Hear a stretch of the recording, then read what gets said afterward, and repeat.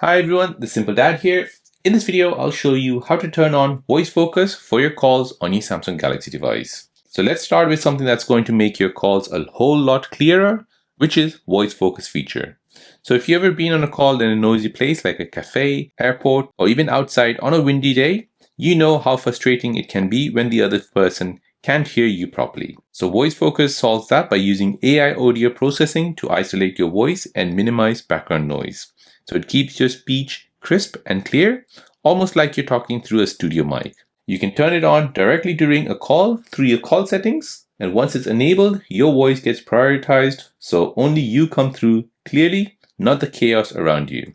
So here is an example. I have WhatsApp call open. Now this works on normal calls and also on WhatsApp calls. So this is an example which I'm going to show you on WhatsApp call. So you want to go ahead and start your WhatsApp call. Next, you want to go ahead and bring down your quick panel menu, and now you'll see this mic mode here. So go ahead and tap on this, and here you'll be able to choose voice focus.